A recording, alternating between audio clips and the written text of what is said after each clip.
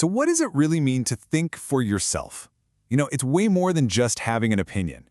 It's about having an internal framework, and an architecture, really, that supports genuine independence of thought. So in this explainer, we're going to look at the blueprints for building that.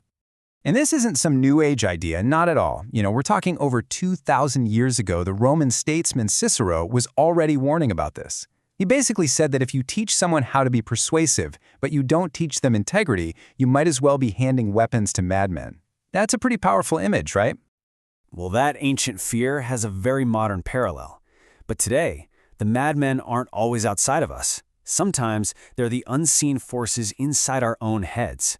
We're talking about those little cognitive shortcuts and biases, these ghosts, that are pulling the strings without us even realizing it.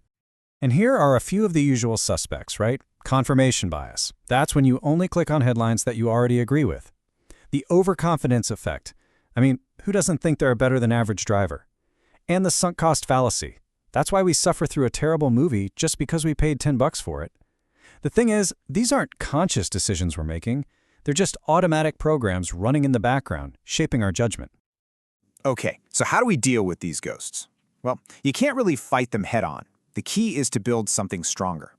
We need to consciously construct our own internal architecture for self-governance. It's like building a solid framework so that we're the ones in command of our own minds, not these automatic biases. And that brings us to the core concept here, disciplined independence. Now, the key word is disciplined. This isn't just about being stubborn or disagreeing with everyone for the sake of it. No, it's a practice skill. It's the ability to self-regulate, to hit the pause button, assess what's coming at you, and then, and only then, decide how to react. And look, this is absolutely a journey. It's not like you just flip a switch and you're there. This chart here shows that journey really well. You start as maybe an uncritical person, and you move toward becoming a fair-minded critical person. And how do you walk that path? By consciously, deliberately developing these internal intellectual virtues.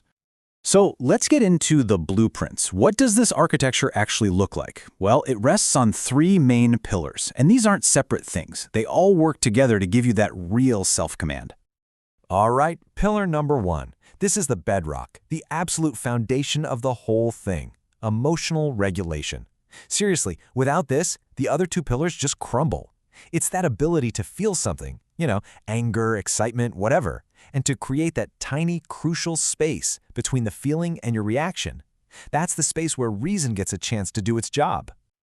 Okay, next up, pillar 2, logical integrity. This is all about being intellectually honest with yourself. It means you can't have double standards. You can't have one set of rules for ideas you agree with and a totally different, easier set for the ones you don't.